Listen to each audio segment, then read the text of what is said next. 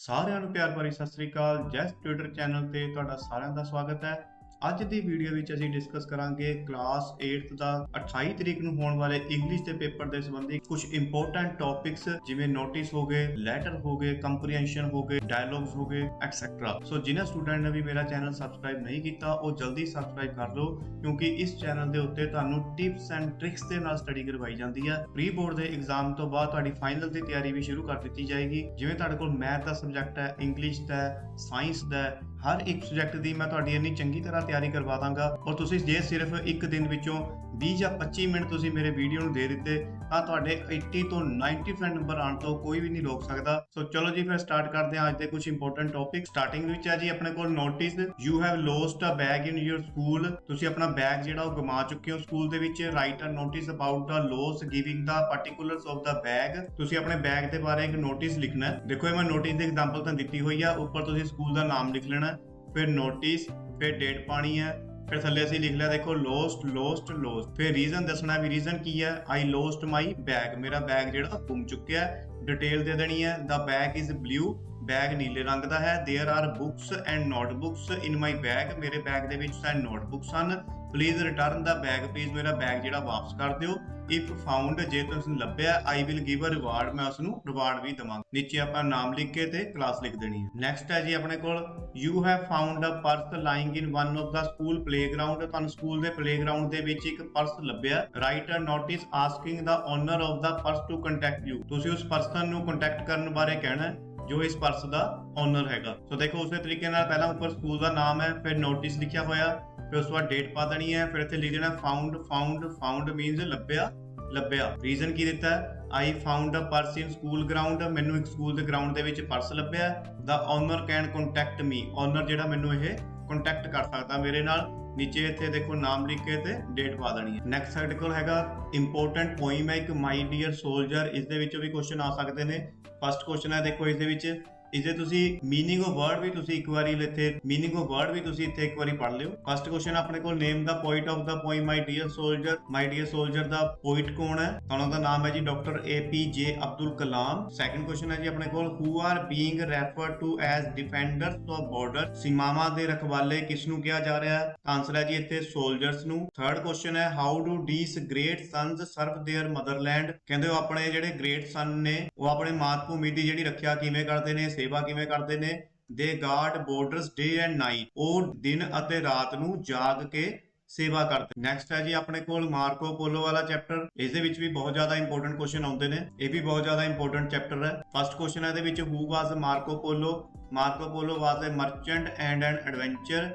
ਮਾਰਕੋ Polo ਕੌਣ ਸੀਗਾ, ਇੱਕ ਵਪਾਰੀ ਯਾਨੀ ਮਰਚੈਂਟ ਸੀਗਾ, ਐਂਡ ਐਡਵੈਂਚਰ ਤੇ ਸਾਹਸੀ ਸੀ। ਸੈਕੰਡ ਕੁਐਸਚਨ ਹੈ when and where was Marco Polo born, ਕਿੱਥੇ ਜੰਮਿਆ ਸੀਗਾ ਉਹ, ਵੈਨਿਸ ਇਨ 1254। ਥਰਡ ਕੁਐਸਚਨ ਹੈ ਜੀ ਆਪਣੇ ਕੋਲ why did Marco polo visit ਸੋ ਮੈਨੀ ਸਿਟੀਜ਼, ਮਾਰਕੋ ਪੋਲੋ ਬਹੁਤ ਜ਼ਿਆਦਾ ਸਿਟੀਜ਼ ਕਿਉਂ ਗਿਆ। ਆਨਸਰ ਹੈ ਜੀ ਆਪਣੇ ਕੋਲ Marco Polo wanted to visit China, ਕਹਿੰਦੇ ਮਾਰਕੋ ਪੋਲੋ ਜਿਹੜਾ ਉਹ ਚਾਈਨਾ ਜਾਣਾ ਚਾਹੁੰਦਾ ਸੀ। And it took him 3 years to reach there, ਤੇ ਉਸਨੂੰ ਉੱਥੇ ਜਾਣ ਲਈ 3 ਸਾਲ ਲੰਘ ਗਏ। Along the way he visited many cities, ਤੋਂ ਰਸਤੇ ਵਿੱਚ ਉਹ ਕਈ ਜ਼ਿਆਦਾ ਸਿਟੀਜ਼ ਜਿਹੜਾ ਫਿਰ ਉਹ ਘੁੰਮ ਗਿਆ। ਫੋਰਥ ਹੈ ਜੀ who accompanied Marco Polo during his visit, ਆਪਣੀ ਯਾਤਰਾ ਦੇ ਦੌਰਾਨ ਮਾਰਕੋ ਪੋਲੋ ਦਾ ਸਾਥੀ ਕੌਣ ਸੀ, ਹਿਸ ਫਾਦਰ ਐਂਡ ਅੰਕਲ, ਉਸਦੇ ਫਾਦਰ ਅਤੇ ਅੰਕਲ। ਨੈਕਸਟ ਕੁਐਸਚਨ ਹੈ which features of the Chinese cities impressed Marco Polo, Chinese cities ਦੇ ਕਿਹੜੀ ਫੀਚਰਸ ਨੇ ਮਾਰਕੋ ਪੋਲੋ ਨੂੰ ਇੰਪ੍ਰੈਸਡ ਕੀਤਾ। ਵੈਲਥ ਐਂਡ ਲਗਜ਼ਰੀ ਨੇ ਇੰਪ੍ਰੈਸ ਕੀਤਾ ਮਾਰਕੋ ਪੋਲੋ ਨੂੰ। How did he serve Chinese empire, ਉਸਨੇ ਚੀਨੀ ਸਮਰਾਟ ਦੀ ਜਿਹੜੀ ਸੇਵਾ ਕਿਵੇਂ ਕੀਤੀ। ਆਨਸਰ ਹੈਗਾ he served as a messenger and spy for the empire, he served ਉਸਨੇ ਸੇਵਾ ਕੀਤੀ ਐਜ਼ ਅ ਮੈਸੇਂਜਰ ਮੀਨਸ ਇੱਕ ਦੂਤ ਬਣ ਕੇ, and spy for the empire ਤੇ ਜਾਸੂਸ ਬਣ ਕੇ। ਨੈਕਸਟ ਹੈ ਜੀ after how many years did Marco Polo return to Venice, ਕਿੰਨੇ ਸਾਲਾਂ ਬਾਅਦ ਮਾਰਕੋ ਪੋਲੋ ਵੈਨਿਸ ਆਇਆ। After 24 hours Marco Polo return to Venice, 24 ਘੰਟਿਆਂ ਦੇ ਵਿੱਚੋਂ ਵਾਪਸ ਆ ਗਿਆ ਸੀ। ਨੈਕਸਟ ਹੈ ਜੀ ਆਪਣੇ ਕੋਲ what was the effect of the war between Venice and Genoa upon Marco Polo, ਕਹਿੰਦਾ ਮਾਰਕੋ ਪੋਲੋ ਦੇ ਉੱਤੇ ਵੈਨਿਸ ਐਂਡ ਜੈਨੂਆ ਦੀ ਜਿਹੜੀ ਵਾਰ ਸੀ ਉਸਦੇ ਕੀ ਇਫੈਕਟ ਹੋਏ ਸੀਗੇ। ਮਾਰਕੋ ਵਾਸ ਕੈਪਚਰਡ, ਮਾਰਕੋ ਨੂੰ ਫੜ ਲਿਆ ਗਿਆ, and put in a Genoese prison as a effect of war, ਤੇ ਉਸ ਨੂੰ ਜੈਨਸ ਪ੍ਰਿਜ਼ਨ ਯਾਨੀ ਜੇਲ੍ਹ ਦੇ ਵਿੱਚ ਸਿੱਟ ਦਿੱਤਾ ਗਿਆ। Next I name the book that contain detail stories about Marco journey. Marco ਦੀ ਜਰਨੀ ਦੀ ਜਿਹੜੀ ਡਿਟੇਲ ਹੈ ਉਹ ਕਿਹੜੀ ਬੁੱਕ ਦੇ ਵਿੱਚ ਦਿੱਤੀ ਹੋਈ ਹੈ, ਉਸਦਾ ਨਾਮ ਕੀ ਹੈ? ਆਂਸਰ ਹੈ ਜੀ ਉਸਦਾ the travel of Marco Polo. Next ਆਪਣੇ ਕੋਲ ਇੰਪੋਰਟੈਂਟ ਇੱਕ ਲੈਟਰ ਆ ਜਾਂਦਾ ਹੈ, letter to your cousin to tell him about the new mobile phone that you have plan to buy. ਕਹਿੰਦੇ ਆਪਣੇ ਕਜ਼ਨ ਨੂੰ ਇੱਕ ਲੈਟਰ ਲਿਖਣਾ ਹੈ ਕਿ ਉਸ ਨੂੰ ਇੱਕ ਨਵੇਂ ਫੋਨ ਦੇ ਬਾਰੇ ਦੱਸੇ ਜਿਹੜਾ ਉਹ ਪਲਾਨ ਕਰ ਰਿਹਾ ਲੈਣ ਦੇ ਲਈ। ਇੱਥੋਂ ਸਟਾਰਟ ਕਰਾਂਗੇ। ਦੇਖੋ, my dear cousin, I hope you are fine. ਮੈਂ ਆਸ ਕਰਦਾ ਹਾਂ ਕਿ ਤੁਸੀਂ ਚੰਗੇ ਹੋਵੋਗੇ। I just want to tell you about that. ਕਹਿੰਦੇ ਮੈਂ ਤੁਹਾਨੂੰ ਸਿਰਫ ਇਹ ਪੁੱਛਣਾ ਚਾਹੁੰਦਾ ਹਾਂ ਦੈਟ ਕਿ phone which I have told you before. ਕਹਿੰਦੇ ਮੈਂ ਤੁਹਾਨੂੰ ਫੋਨ ਬਾਰੇ ਪੁੱਛਣਾ ਚਾਹੁੰਦਾ ਜਿਸ ਬਾਰੇ ਮੈਂ ਤੁਹਾਨੂੰ ਪਹਿਲਾਂ ਵੀ ਕਿਹਾ ਸੀ। I am going to buy that phone। ਮੈਂ ਉਹ ਫੋਨ ਲੈਣ ਜਾ ਰਿਹਾ ਹਾਂ। I thought I should inform you about that। ਕਹਿੰਦਾ ਮੈਂ ਸੋਚਿਆ ਮੈਨੂੰ ਤੁਹਾਨੂੰ ਇਨਫੋਰਮ ਕਰ ਦੇਣਾ ਚਾਹੀਦਾ ਹੈ। So I am going to buy that phone tomorrow। So ਮੈਂ ਕੱਲ ਉਹ ਫੋਨ ਲੈਣ ਜਾ ਰਿਹਾ ਹਾਂ। yours loving, ਇੱਥੇ ਤੁਸੀਂ ਨਾਮ ਲਿਖ ਸਕਦੇ। ਨੈਕਸਟ ਹੈ ਜੀ ਆਪਣੇ ਕੋਲ letter, write a letter to your uncle. ਆਪਣੇ ਅੰਕਲ ਨੂੰ ਇੱਕ ਲੈਟਰ ਲਿਖਣੀ ਹੈ requesting him to buy you a bicycle on your birthday. ਤੇ ਉਹਨਾਂ ਨੂੰ ਰਿਕੁਐਸਟ ਕਰਨੀ ਹੈ ਕਿ ਉਹ ਤੁਹਾਨੂੰ ਬਰਥਡੇ ਤੇ ਸਾਈਕਲ ਲੈ ਕੇ ਦੇਣ। ਸੋ ਸਟਾਰਟ ਕਰਦੇ ਹਾਂ ਇੱਥੇ, dear uncle I am well here. ਮੈਂ ਇੱਥੇ ਠੀਕ ਹਾਂ। And hope the same for you and for the family. ਤੇ ਮੈਂ ਆਸ ਕਰਦਾ ਹਾਂ ਕਿ ਤੁਸੀਂ ਅਤੇ ਤੁਹਾਡੀ ਫੈਮਿਲੀ ਵੀ ਠੀਕ ਹੋਏਗੀ। I am very, ਇੱਥੇ eager ਦੀ ਜਗ੍ਹਾ ਤੁਸੀਂ ਲਿਖ ਸਕਦੇ ਹੋ excited। I am very excited to inform you that। ਕਹਿੰਦਾ ਮੈਂ ਬਹੁਤ ਐਕਸਾਈਟਿਡ ਹਾਂ ਕਿ ਮੈਂ ਤੁਹਾਨੂੰ ਇਨਫੋਰਮ ਕਰਦਾ।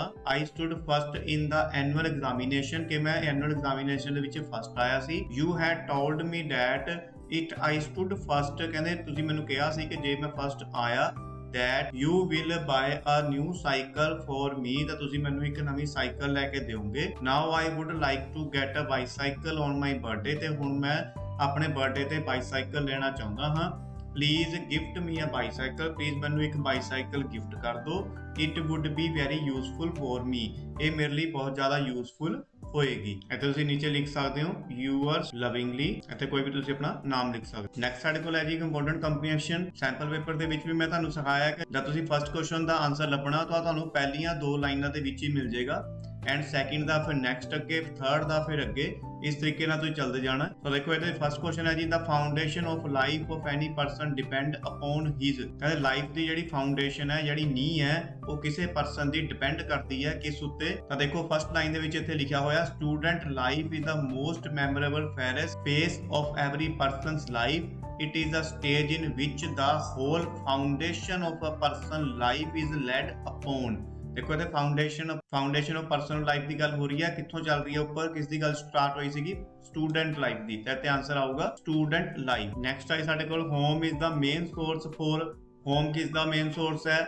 ਇਨੀਸ਼ੀਅਲ ਲਰਨਿੰਗ ਦਾ, potential learning, substantial learning, love and affection. ਤਾਂ ਦੇਖੋ ਅਸੀਂ ਇੱਥੇ ਜਾਵਾਂਗੇ, ਪਹਿਲਾਂ ਅਸੀਂ ਹੋਮ ਨੂੰ ਲੱਭਾਂਗੇ ਕਿ ਹੋਮ ਕਿੱਥੇ ਲਿਖਿਆ। ਦੇਖੋ ਇਹ ਹੋਮ ਲਿਖਿਆ ਹੋਇਆ ਇੱਥੇ, from home. Every student obtains the basic education from home. Basic education ਦੀ ਗੱਲ ਕੀਤੀ ਜਾ ਰਹੀ ਹੈ। ਤਾਂ ਦੇਖੋ ਇਹਦੇ ਵਿੱਚ ਕੀ ਹੋਇਆ ਫਿਰ? ਤਾਂ ਇੱਥੇ ਤੁਹਾਨੂੰ ਪਤਾ ਹੋਣਾ ਚਾਹੀਦਾ ਕਿ ਜਿਹੜਾ ਇਨੀਸ਼ੀਅਲ ਵਰਡ ਹੈ ਇਹ ਵੀ ਬੇਸਿਕ ਹੀ ਹੁੰਦਾ। ਇਸ ਦਾ ਮੀਨਿੰਗ ਬੇਸਿਕ ਜਾਂ ਇਨੀਸ਼ੀਅਲ ਮਤਲਬ ਕੀ ਹੁੰਦਾ ਕਿ ਸ਼ੁਰੂਆਤੀ, ਸਟਾਰਟਿੰਗ। ਨੈਕਸਟ ਹੈ ਜੀ ਆਪਣੇ ਕੋਲ ਨੰਬਰ 3 ਤੇ which traits are the reflection of home learning. ਕਹਿੰਦੇ ਕਿਹੜੇ ਗੁਣ ਜਿਹੜੇ ਨੇ ਉਹ ਘਰ ਤੋਂ ਸਿੱਖੇ ਜਾਂਦੇ ਨੇ। ਤਾਂ ਅਸੀਂ ਇੱਥੇ ਦੇਖਾਂਗੇ, ਦੇਖੋ ਟ੍ਰੇਡਸ ਲੱਭਾਂਗੇ। ਪਹਿਲਾਂ ਟ੍ਰੇਡਸ ਕਿੱਥੇ ਲਿਖਿਆ? ਇਹ ਟ੍ਰੇਡਸ ਲਿਖਿਆ ਦੇਖੋ ਇੱਥੇ। ਫਿਰ ਇਸ ਗੱਲ ਨੂੰ ਅਸੀਂ ਥੋੜਾ ਜਿਹਾ ਉੱਪਰੋਂ ਪੜਾਂਗੇ। The manners and small behavioural traits the blossom during growing years is mostly the reflection of what a child is learning at home। ਤਾਂ ਇਹਦਾ ਆਨਸਰ ਕੀ ਹੋਏਗਾ? Small behavioural trade. Next 4 number ਤੇ ਹੈ when does the turning point in the life of a child arise। ਕਹਿੰਦੇ child ਦੀ life ਦੇ ਵਿੱਚ turning point ਕਦੋਂ ਆਉਂਦਾ ਹੈ? ਤਾਂ ਦੇਖੋ ਤਾਂ ਟਰਨਿੰਗ ਪੁਆਇੰਟ ਦੀ ਗੱਲ ਕਿੱਥੇ ਆ ਰਹੀ ਹੈ? once a student is admitted to the school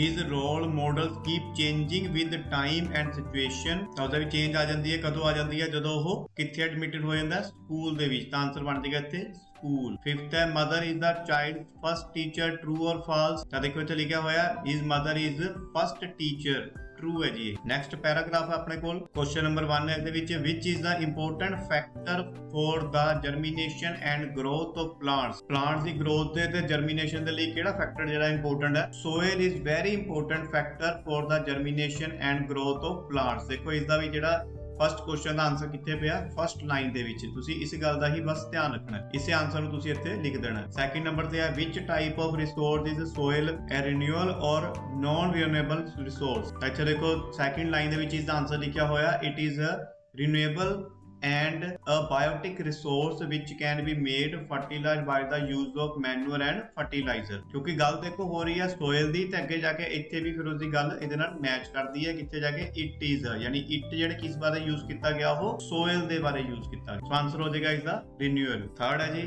factors affecting the formation of soil are. ਕਿਹੜੇ ਜਿਹੜੇ ਫੈਕਟਰ ਨੇ ਅਫੈਕਟ ਕਰਦੇ ਨੇ ਫਾਰਮੇਸ਼ਨ ਆਫ ਸੋਇਲ ਦੀ ਨੀਂਹ ਰੱਖਣ ਦੇ ਲਈ। ਤਾਂ ਸਟੂਡੈਂਟ ਤੁਸੀਂ ਦੇਖੋ ਇਸ ਗੱਲ ਦਾ ਇੱਥੇ ਧਿਆਨ ਰੱਖਣਾ, ਜਿਵੇਂ ਹੁਣ ਇੱਥੇ ਫੈਕਟਰ ਦੀ ਗੱਲ ਕੀਤੀ ਹੈ, ਤਾਂ ਤੁਸੀਂ ਇੱਥੇ ਜਦੋਂ ਫੈਕਟਰ ਲੱਭੋਗੇ ਤੁਹਾਨੂੰ ਇੱਥੇ ਲੱਭ ਜਾਏਗਾ, ਦੇਖੋ ਵੀ ਇਹ ਫੈਕਟਰ ਲਿਖਿਆ। ਤੁਸੀਂ ਅੱਗੇ ਦੇਖ ਲੈਣਾ ਇਸਦੇ ਕੀ ਲਿਖਿਆ ਹੋਇਆ, ਡੋਮੀਨੇਟ ਫੈਕਟਰ। ਤਾਂ ਤੁਸੀਂ ਇੱਥੇ ਆਨਸਰ ਲਗਾ ਦੇਣਾ ਡੋਮੀਨੇਟ ਫੈਕਟਰ। ਪਰ ਅਸਲ ਦੇ ਵਿੱਚ ਤੁਸੀਂ ਇੱਥੇ ਗਲਤੀ ਕਰੋਗੇ, ਤੁਹਾਨੂੰ ਥੋੜਾ ਜਿਹਾ ਇੱਥੇ ਇੱਕ ਦੋ ਲਾਈਨ ਜਿਹੜੀ ਨਹੀਂ ਸਮਝਣੀ ਪਊਗੀ ਤੁਹਾਨੂੰ। ਦੇਖੋ ਇੱਥੇ ਲਿਖਿਆ ਕੀ ਹੈ, some of the dominant factor are our parent rock, climate, plants and other creatures. ਕਹਿੰਦੇ ਕੁਝ ਜਿਹੜੇ ਨੇ ਡੋਮੀਨੇਟ ਫੈਕਟਰ ਜਿਹੜੇ ਹੁੰਦੇ ਨੇ ਉਹ ਕਿਹੜੇ ਹੁੰਦੇ ਨੇ, ਡੋਮੀਨੇਟ ਦਾ ਮਤਲਬ ਕੀ ਹੁੰਦਾ, ਪ੍ਰਭਾਵੀ। ਠੀਕ ਹੈ ਜੀ, ਪਰ ਇੱਥੇ ਗੱਲ ਕਰ ਰਿਹਾ ਉਹ factors affecting the formation of soil are. Affecting the ਹੀ ਦੇਖੋ ਇੱਥੇ ਮੀਨਸ ਕੀ ਹੈ, ਪ੍ਰਭਾਵੀ। ਹੁਣ ਅੱਗੇ ਨੈਕਸਟ ਜਿਹੜੀ ਲਾਈਨ ਲਿਖੀ ਹੋਈ ਹੈ ਦੇਖੋ, time also plays an important role in the formation of soil.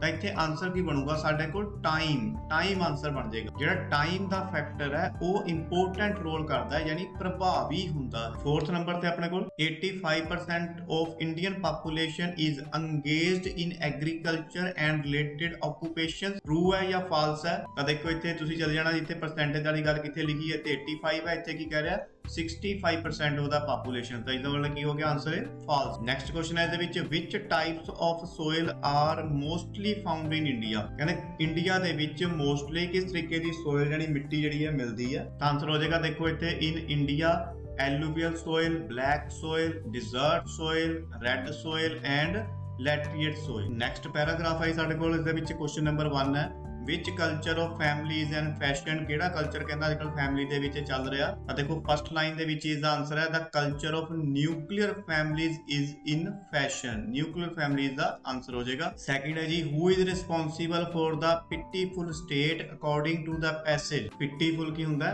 ਤਰਸਯੋਗ। ਕਹਿੰਦੇ ਤਰਸਯੋਗ ਦੇ ਲਈ ਕੌਣ ਜ਼ਿੰਮੇਵਾਰ ਹੈ। ਤਾਂ ਦੇਖੋ ਪਿਟੀਫੁਲ ਲਿਖਿਆ ਹੋਇਆ ਇੱਥੇ ਆ ਕੇ, ਤਾਂ ਪਿੱਛੇ ਦੇਖੋ ਇੱਥੇ ਗੱਲ ਚੱਲ ਰਹੀ ਹੈ ਕਿਹੜੀ, are not parent thence are responsible. ਕਹਿੰਦਾ ਕੀ ਪੇਰੈਂਟ ਜਿਹੜੇ ਨੇ ਇੱਥੇ ਰਿਸਪੌਂਸਿਬਲ ਨਹੀਂ। ਤਾਂ ਅੱਗੇ ਜਾ ਕੇ ਜਦੋਂ ਅਸੀਂ ਨੂੰ ਪੜਾਂਗੇ ਤਾਂ ਇਹਦਾ ਜਿਹੜਾ ਆਨਸਰ ਆ ਪੇਰੈਂਟਸ ਹੀ ਨਿਕਲੇਗਾ, ਕਿਉਂਕਿ ਉੱਪਰ ਜਿਹੜੀ ਗੱਲ ਪੇਰੈਂਟਸ ਦੀ ਹੀ ਸ਼ੁਰੂ ਹੋਈ ਹੈ। Parents are often heard complaining, parents ਦੀ ਹੀ ਸਾਰਾ। ਤਾਂ ਆਨਸਰ ਵੀ ਇਸਦਾ ਕੀ ਬਣ ਜਾਏਗਾ, ਪੇਰੈਂਟ। ਥਰਡ ਨੰਬਰ ਤੇ ਹੈ ਜੀ independence and individually should be respected to maintain the sanctity of the family. Sanctity ਦਾ ਮਤਲਬ ਕੀ ਹੁੰਦਾ ਹੈ, ਪਵਿੱਤਰ। ਕਹਿੰਦੇ ਇੰਡੀਪੈਂਡੈਂਸ ਅਤੇ ਇੰਡੀਵਿਜੂਅਲੀ ਨੂੰ ਫੈਮਿਲੀ ਦੀ ਪਵਿੱਤਰਤਾ ਦੀ ਰਿਸਪੈਕਟ ਕਰਨੀ ਚਾਹੀਦੀ ਹੈ। ਇਹ ਟਰੂ ਹੈ ਜਾਂ ਫਾਲਸ ਹੈ? ਦੇਖੋ ਇੱਥੇ ਆਨਸਰ ਲਿਖਿਆ independence and individuality both need to be respected. ਦੋਨਾਂ ਨੂੰ ਰਿਸਪੈਕਟ ਕਰਨੀ ਚਾਹੀਦੀ ਹੈ। ਤਾਂ ਇੱਥੇ ਆਨਸਰ ਕੀ ਬਣ ਜਾਏਗਾ ਜੀ, ਟਰੂ ਹੈ। ਫੋਰਥ ਨੰਬਰ ਤੇ ਹੈ parents should fulfil the dash of there children. Parents ਨੂੰ ਫੁਲਫਿਲ ਕਰਨੀ ਚਾਹੀਦੀ ਹੈ ਚਿਲਡਰਨ ਦੀ ਅਨਰੀਜ਼ਨੇਬਲ ਡਿਮਾਂਡ ਜਾਂ ਰੀਜ਼ਨੇਬਲ ਡਿਮਾਂਡ। ਤਾਂ ਦੇਖੋ ਪੈਰਾਗ੍ਰਾਫ ਨੂੰ ਰੀਡ ਕਰਨ ਤੋਂ ਪਹਿਲਾਂ ਹੀ ਸਾਨੂੰ ਵੈਸੇ ਇਸਦਾ ਆਨਸਰ ਪਤਾ ਲੱਗ ਜਾਣਾ ਚਾਹੀਦਾ ਹੈ ਕਿ ਜਿਹੜੇ ਪੇਰੈਂਟਸ ਨੇ ਉਹਨਾਂ ਨੂੰ ਚਿਲਡਰਨ ਦੀ ਕਿਹੜੀ ਡਿਮਾਂਡ ਫੁਲਫਿਲ ਕਰਨੀ ਚਾਹੀਦੀ ਹੈ, ਰੀਜ਼ਨੇਬਲ ਡਿਮਾਂਡ।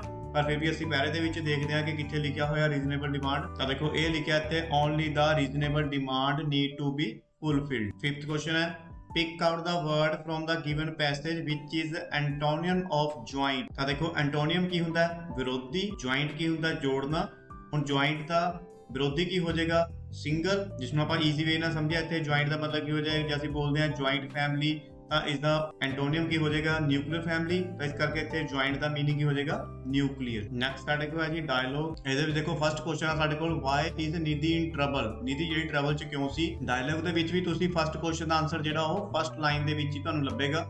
ਦੇਖੋ ਨਿਧੀ ਦੀ ਇੱਥੇ ਗੱਲ ਹੋ ਰਹੀ ਆ, hi dad I am in trouble, I have lost my keys and my money. ਕਹਿੰਦੀ ਮੈਂ ਦੁੱਖ ਦੇ ਵਿੱਚ ਹਾਂ, ਕਿਉਂ, ਕਿਉਂਕਿ I have lost my keys and my money. ਇਹ ਇਸਦਾ ਆਨਸਰ ਹੋ ਜਾਏਗਾ ਲੋਸਟ ਕੀ ਐਂਡ ਮਨੀ, ਕਿਉਂਕਿ ਉਸਦੀ ਜਿਹੜੀ ਕੀਜ਼ ਤੇ ਪੈਸੇ ਨੇ ਉਹ ਗੁੰਮ ਚੁੱਕੇ ਨੇ। ਸੈਕਿੰਡ ਕੁਐਸਚਨ ਹੈ her father inquiries if she had called the, ਕਹਿੰਦੇ ਉਸਦੇ ਫਾਦਰ ਜਿਹੜੇ ਇਨਕੁਆਰੀ ਕਰਨਗੇ ਜੇ ਉਹ ਬੁਲਾਏਗੀ, ਕਿਸ ਨੂੰ ਬੁਲਾਏਗੀ। ਦੇਖੋ ਹੁਣ ਕੋਈ ਸਟੂਡੈਂਟ ਕੀ ਕਰਨਗੇ, ਇੱਥੇ ਲਿਖ ਦੇਣਗੇ ਕਾਰਡ ਦਾ, ਇੱਥੇ ਦੇਖਣਗੇ ਉਹ ਆ ਕੇ ਕਿ ਕਾਰਡ ਦਾ ਪੁਲਿਸ ਲਿਖਿਆ ਤਾਂ ਇੱਥੇ ਪੁਲਿਸ ਆਨਸਰ ਲਿਖ ਦੇਣਗੇ, ਪਰ ਇਹ ਆਨਸਰ ਗਲਤ ਹੈ। ਤੁਸੀਂ ਪੈਰਾਗ੍ਰਾਫ ਨੂੰ ਥੋੜਾ ਜਿਹਾ ਰੀਡ ਕਰਕੇ ਹੀ ਉਸਦਾ ਆਨਸਰ ਦੇਣਾ। ਦੇਖੋ ਇੱਥੇ ਜਿਸ ਤਰ੍ਹਾਂ ਲਿਖਿਆ ਫਾਦਰ, ਉੱਥੇ ਕੁਐਸਚਨ ਪੁੱਛ ਰਿਹਾ ਫਿਰ ਉਹ have you called the police, ਕੀ ਉਹ ਪੁਲਿਸ ਨੂੰ ਬੁਲਾਵੇ। ਤਾਂ ਨਿਧੀ ਕੀ ਕਹਿ ਰਹੀ ਹੈ, ਨੋ ਆਈ ਹੈਵ ਨੋਟ। ਨਿਧੀ ਕਹਿੰਦੀ ਨੋ, ਵੀ ਮੈਨੂੰ ਲੋੜ ਨਹੀਂ। ਹੁਣ ਕੁਐਸਚਨ ਦੁਆਰਾ ਸਮਝ ਲਓ। ਹੁਣ ਇੱਥੇ ਆ ਕੇ ਕਹਿੰਦੇ ਹਰ father inquiries if she head, ਕਹਿੰਦੇ ਫਾਦਰ ਇਨਕੁਆਰੀ ਤਾਂ ਹੀ ਕਰੇਗਾ ਇਫ ਸ਼ੀ ਕੌਣ ਹੈ, ਨਿਧੀ, ਜਦੋਂ ਉਹ ਬੁਲਾਏਗੀ ਕਿਸ ਨੂੰ। ਹੁਣ ਦੇਖੋ ਫਿਰ ਇੱਥੇ ਪੈਰਾਗ੍ਰਾਫ ਚ ਆਉਂਦੇ ਆ, ਫਾਦਰ ਫਿਰ ਪੁੱਛ ਰਿਹਾ ਉੱਤੇ you can ask the restaurant manager, ਫਿਰ ਕਹਿੰਦੇ ਤੁਹਾਨੂੰ ਰੈਸਟੋਰੈਂਟ ਮੈਨੇਜਰ ਨੂੰ ਬੁਲਾਉਣਾ ਚਾਹੀਦਾ। ਫਿਰ ਨਿਧੀ ਕੀ ਕਹਿੰਦੀ ਆ, okay I will do that, ਇੱਥੇ ਇਸਨੇ ਓਕੇ ਕਰ ਦਿੱਤਾ। ਤਾਂ ਇਸਦਾ ਮਤਲਬ ਕੀ ਹੋਇਆ, ਆਨਸਰ ਕੀ ਆਏਗਾ ਸਾਡੇ ਕੋਲ, ਰੈਸਟੋਰੈਂਟ ਮੈਨੇਜਰ। ਇਹੀ ਬੇਸਿਕ ਟਿਪਸ ਨੇ ਜਿਹੜੇ ਤੁਸੀਂ ਇੱਕ ਪੈਰਾਗ੍ਰਾਫ ਨੂੰ ਸੋਲਵ ਕਰਨ ਦੇ ਲਈ ਜਾਂ ਡਾਇਲੌਗ ਨੂੰ ਸੋਲਵ ਕਰਨ ਦੇ ਲਈ ਸਿੱਖਣੇ ਨੇ। ਇਸੇ ਬੇਸਿਕ ਟਿਪਸ ਐਂਡ ਟ੍ਰਿਕਸ ਦੀ ਤਿਆਰੀ ਹੀ ਤੁਹਾਨੂੰ ਪ੍ਰੀ ਬੋਰਡ ਦੇ ਐਗਜ਼ਾਮ ਤੋਂ ਬਾਅਦ ਇਸੇ ਚੈਨਲ ਤੇ ਕਰਵਾਈ ਜਾਏਗੀ। ਸੋ ਤੁਸੀਂ ਮੇਰੇ ਚੈਨਲ ਤੇ ਆਈ ਹਰ ਇੱਕ ਵੀਡੀਓ ਨੂੰ ਚੰਗੀ ਤਰ੍ਹਾਂ ਵਾਚ ਕਰਿਓ ਤਾਂ ਜੋ ਤੁਹਾਡੇ ਵਧੀਆ ਨੰਬਰ ਤੁਹਾਡੇ ਐਗਜ਼ਾਮ ਦੇ ਵਿੱਚ ਵਧੀਆ ਪਰਸੈਂਟੇਜ ਜਿਹੜੀ ਆ। ਕੁਐਸਚਨ ਨੰਬਰ 3 ਹੈ ਜੀ ਆਪਣੇ ਕੋਲ, name the things that Nidhi has lost, ਕਹਿੰਦੇ ਚੀਜ਼ਾਂ ਦਾ ਨਾਮ ਲਿਖੋ ਜਿਹੜੇ ਨਿਧੀ ਨੇ ਗੁਮਾ ਦਿੱਤੀਆਂ। ਤਾਂ ਇੱਥੇ ਪਹਿਲੇ ਸਾਡੇ ਕੋਲ ਨਾਮ ਲਿਖਿਆ ਹੋਇਆ ਦੇਖੋ, keys and money. 4th number ਤੇ ਆ why is her father not able to go over there, ਕਹਿੰਦੇ ਉਸਦੇ ਫਾਦਰ ਜਿਹੜੇ ਨੇ ਉੱਥੇ ਉਸਦੇ ਨਾਲ ਨਹੀਂ ਜਾਣਾ ਚਾਹੁੰਦੇ ਸੀਗੇ। ਤਾਂ ਦੇਖੋ ਇੱਥੇ ਆਪਸ਼ਨ ਵੀ ਦਿੱਤੀਆਂ ਨੇ ਵੀ ਕਿਹੜੀ ਕਿਹੜੀ ਤੁਸੀਂ ਇੱਥੇ ਆਨਸਰ ਲਗਾਉਣੀ ਹੈ। Due to his physical disability, due to his official meeting, ਦੋਨਾਂ ਦੇ ਵਿੱਚੋਂ ਕਿਹੜਾ ਆਨਸਰ ਰਾਈਟ ਹੈ। ਤਾਂ ਦੇਖੋ ਇੱਥੇ ਲਿਖਿਆ ਉਹਨੇ ਫਾਦਰ ਦੀ ਗੱਲ ਹੋ ਰਹੀ ਆ, I am really sorry I am quite busy in the office, ਮੈਂ ਆਫਿਸ ਦੇ ਵਿੱਚ ਬਹੁਤ ਬਿਜ਼ੀ ਹਾਂ। ਤਾਂ ਇੱਥੇ ਆਫਿਸ ਦੀ ਗੱਲ ਹੋ ਰਹੀ ਹੈ, ਆਫਿਸ ਬਿਜ਼ੀ ਹੈ ਇਸ ਕਰਕੇ ਉਹ ਨਹੀਂ ਜਾ ਸਕਦਾ। ਤਾਂ ਇੱਥੇ ਲਿਖਾਂਗੇ answer is a due to his official meeting. 5th question ਹੈ who is going to help Nidhi, Nidhi ਦੀ ਹੈਲਪ ਫਿਰ ਕਿਸਨੇ ਕੀਤੀ।